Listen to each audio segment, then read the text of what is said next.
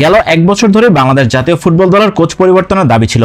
প্রত্যাশা পূরণে ব্যর্থ হয় হাভিয়ার ক্যাব্রেরার অপসারণ চেয়েছিলেন সবাই। তবে চুক্তির মেয়াদ শেষ না হওয়া পর্যন্ত তাকেই বহাল রাখা হয়। এবার নতুন কোচের সন্ধানে বাফুফে। এরই মধ্যে বেশ কিছু হাই প্রোফাইল কোচ বাংলাদেশের দায়িত্ব নিতে আগ্রহী। বিভিন্ন সূত্র অনুযায়ী এখন পর্যন্ত 2 শতাধিক কোচের কাছ থেকে আবেদন জমা পড়েছে বাফুফের মেলবক্সে। আগামী 30 এপ্রিল পর্যন্ত আবেদন করার সুযোগ থাকায় এই সংখ্যা আরও বাড়বে সেটা এক প্রকার নিশ্চিত। বিভিন্ন সূত্র থেকে কয়েকজন কোচের আবেদন করার বিষয়ে জানা গিয়েছে। আজকের ভিডিওতে তাদের নিয়ে আলোচনা করা হবে। বাংলাদেশের কোচ হতে চেয়ে আবেদন করা একমাত্র স্থানীয় কোচ জুলফিকার মাহমুদ মিন্টু। একই সঙ্গে জাতীয় দল ও অনূর্ধ্ব 20 দলের কোচ হতে আবেদন করেছেন তিনি। এর আগে বাংলাদেশ অনূর্ধ্ব 23 দলের কোচ হিসেবে কাজ করার অভিজ্ঞতা রয়েছে তার। এছাড়া জাতীয় দল ও অনূর্ধ্ব 19 দলের সহকারী কোচ হিসেবে দায়িত্ব পালন করেছিলেন। ক্লাব ফুটবলে এর আগে চট্টগ্রাম আবাহনী, সাইপ স্পোর্টিং, শেখ রাসেল ও শেখ জামালের কোচ হিসেবে কাজ করেছেন তিনি। এদিকে বাংলাদেশের কোচ হতে চেয়ে আবেদন করেছেন বসুন্ধরা কিংসের সাবেক কোচ ভ্যালেরিও তিতা। 59 বছর বয়সী এই রোমানিয়ান কোচের এশিয়ান ফুটবলে লম্বা সময় ধরে কাজ করার অভিজ্ঞতা রয়েছে। সবশেষ মৌসুমে ওমানের ক্লাব আল শিবের কোচের দায়িত্বে ছিলেন তিনি। এর আগে বসুন্ধরা কিংসের দায়িত্ব সামলেছেন, যদিও বকেয়া বেতন সংক্রান্ত কারণে সম্পর্ক ছিন্ন হয়। কোচিং ক্যারিয়ারে 2 মেয়াদে সিরিয়া জাতীয় দল এবং সিরিয়া, কুয়েত, সংযুক্ত আরব আমিরাত, বাহরাইন, লেবানন, সৌদি আরব, ইরাক ও জর্ডানের ক্লাবে কোচের দায়িত্ব পালন করেন তিনি। সিরিয়ান ক্লাব আল ইতিহাদ আলেপ্পোর হয়ে 2009-10 মৌসুমে এএফসি কাপের শিরোপা জয় করেন। বাংলাদেশের কোচ হতে চেয়ে আবেদন করেছেন ক্রোয়েশিয়ান কোচ পিটার সেগার্ট। 59 বছর বয়সী এই কোচের এশিয়ান ফুটবল, বিশেষ করে দক্ষিণ এশিয়ায় কাজ করার অভিজ্ঞতা রয়েছে।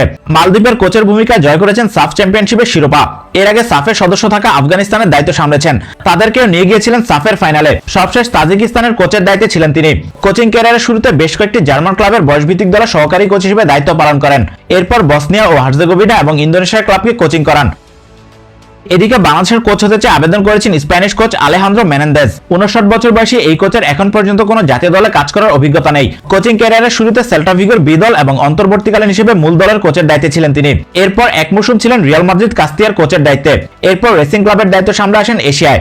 থাইল্যান্ড, চীন ও ভারতের ইস্ট বেঙ্গল ক্লাবের কোচের দায়িত্ব পালন করেন। সবশেষ লা লিগা 2-তে রেসিং ফেরোর ক্লাবের দায়িত্বে ছিলেন তিনি। এদিকে বাংলাদেশের কোচ হতে চেয়ে আবেদন করেছেন জার্মান কোচ অ্যান্টোইন হে। 55 বছর বয়সী এই কোচের বেশ কয়েকটি জাতীয় দলে কাজ করার অভিজ্ঞতা রয়েছে। Lesotho, Gambia, Liberia, Kenya, Rwanda ও মায়ানমারের কোচের দায়িত্ব পালন করেছেন তিনি। এছাড়া লিবিয়া ও বাহরাইনের স্পোর্টিং ডিরেক্টর হিসেবে কাজ করেছেন। এদিকে বাংলাদেশের কোচ হতে আবেদন করেছেন ক্রোয়েশিয়ান কোচ ইগর ইস্তিমাক। 58 বছর বয়সী এই কোচ বর্তমানে বসনিয়া ও হার্জেগোভিনার ক্লাব জিন্সকি মস্তারের কোচের দায়িত্বে রয়েছেন। এই মৌসুমে জয় করেছেন বসনিয়ান সুপার কাপের শিরোপা। এই মৌসুমে তার অধীনে ইউরোপা লিগের প্লে অফ, এরপর কনফারেন্স লিগে খেলে ক্লাবটি। এর আগে ভারতের কোচের দায়িত্বে ছিলেন তিনি। জিতেছেন 2টি সাফ চ্যাম্পিয়নশিপের শিরোপা। এর আগে ক্রোয়েশিয়া জাতীয় দলেরও দায়িত্ব সামলেছেন তিনি। এদিকে বাংলাদেশের কোচ হতে আবেদন করেছেন মন্টেনেগ্রোর কোচ মিয়োদ্রাগ রাদুলোভিচ। কোচিং ক্যারিয়ারের শুরুতে সার্বিয়া ও মন্টেনেগ্রোর বয়সভিত্তিক দলের সহকারী কোচ হিসেবে দায়িত্ব পালন করেন তিনি। এরপর নিজ দেশের বাইরে কুয়েত, কাজাখস্তান ও ইরানের ক্লাবে কোচের দায়িত্ব পালন করেন। 2011-12 মৌসুমে জয় করেন মন্টেনেগ্রো লিগ। এখন পর্যন্ত 2 মেয়াদে সামলেছেন লেবাননের দায়িত্ব। এছাড়া মায়ানমার ও মন্টেনেগ্রোর কোচের দায়িত্ব পালন করেছেন। লেবাননের দায়িত্বে থাকাকালীন বাংলাদেশকে 4-0 গোলে হারানোর সুখস্মৃতি রয়েছে তার। লেবাননকে নিয়ে গিয়েছেন 2023 এশিয়ান কাপের মূল পর্বে। এদিকে বাংলাদেশের কোচ হতে আবেদন করেছেন স্প্যানিশ কোচ ডেভিড ডোনিগা। সবশেষ এল সালভাদরের দায়িত্বে ছিলেন 44 বছর বয়সী এই কোচ। বিশ্ব চ্যাম্পিয়ন আর্জেন্টিনার বিপক্ষে ম্যাচে ছিলেন দেশটির ডাগআউটে। এর আগে পানামা অনূর্ধ্ব 23 দলের কোচ ও জাতীয় দলের সহকারী কোচ হিসেবে কাজ করেছেন। ক্লাব ফুটবলে দেপার্তিবো লা করুনা, রিয়াল বেতিস, মালাগা, অলিম্পিয়াকোস এবং আল ওয়াসল ক্লাবের সহকারী কোচ হিসেবে কাজ করেছেন। পানামার ক্লাব সান মিগুয়েলিটোর হেড কোচ হিসেবে কাজ করেছেন তিনি।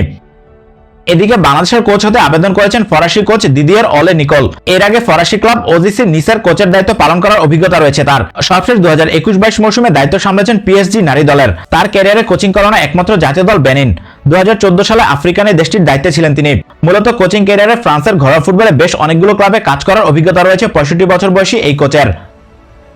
এদিকে বাংলাদেশের কোচ হতে আবেদন করেছেন high profile German coach Bernd Storck. Coaching ক্যারিয়ারের শুরুতে স্টুটগার্ট, হার্থা বার্লিন, উলফসবার্গ এবং বরুসিয়া ডর্টমুন্ডের সহকারী কোচ হিসেবে দায়িত্ব পালন করেন। এরপর কাজাখস্তান ও হাঙ্গেরি বয়সভিত্তিক ও জাতীয় দলের দায়িত্ব সামলান। তার অধীনে 44 বছর পর 2016 ইউরোতে খেলে হাঙ্গেরি। এর আগে দেশটির অনূর্ধ্ব 20 দলকে নিয়ে যান যুব বিশ্বকাপে।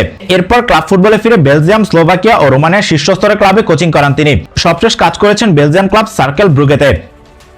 বাংলাদেশের কোচ হতে আগ্রহীদের মধ্যে অন্যতম বড় নাম অ্যান্তোনিও কনসেইসাও। সবশেষ ক্যামেরুনের দায়িত্বে ছিলেন তিনি। তার অধীনে 2022 আফ্রিকান কাপ অফ নেশনসে তৃতীয় হয় দেশটি। এর আগে পর্তুগালের বেশ কয়েকটি ক্লাবের কোচের দায়িত্ব পালন করেন তিনি। কাজ করেন রোমানিয়ান ক্লাবেও। 2টি করে রোমানিয়ান কাপ এবং পর্তুগিজ দ্বিতীয় স্তরের লিগে শিরোপা জয় করেছেন তিনি। মরেইরেন্স এফসি এবং সিডি ট্রফেন্সকে পর্তুগিজ লিগে উন্নীত করেন তিনি।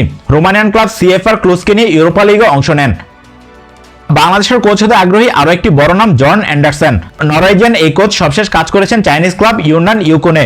2023-24 মৌসুমে ক্লাবটিকে দ্বিতীয় স্তর থেকে তুলে আনেন চাইনিজ লিগে। তার অধীনে হংকং চায়না 54 বছর পর 2023 এশিয়ান কাপে কোয়ালিফাই করে। এর আগে জার্মান ক্লাব মাইন্সকে তুলে আনেন বুন্দেসলিগায়। জার্মান ক্লাব বরুশিয়া মনশেনগ্লাডবাগের অন্তর্বর্তীকালীন কোচ হিসেবে কাজ করার অভিজ্ঞতা রয়েছে তার। এছাড়াও জার্মানি, অস্ট্রিয়া ও গ্রিসের ক্লাবে কাজ করার অভিজ্ঞতা রয়েছে। এশিয়ায় উত্তর কোরিয়া জাতীয় দলের কোচ হিসেবে কাজ করেছেন তিনি। এর সঙ্গে তিনি দক্ষিণ কোরিয়ান ক্লাব ইনচেন ইউনাইটেডের দায়িত্ব পালন করেন।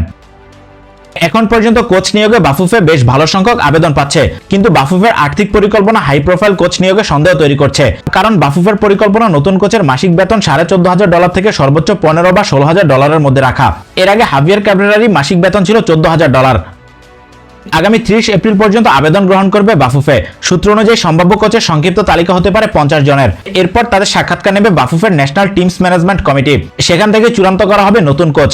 আসছে জুনে সান মারিনোর বিপক্ষে বাংলাদেশের ডাগআউটে দেখা যাবে নতুন কোচ। এবার দেখার বিষয় হামজা, শমিত, জামালদের কোচের ভূমিকায় কাকে নিয়োগ দেওয়া হয়।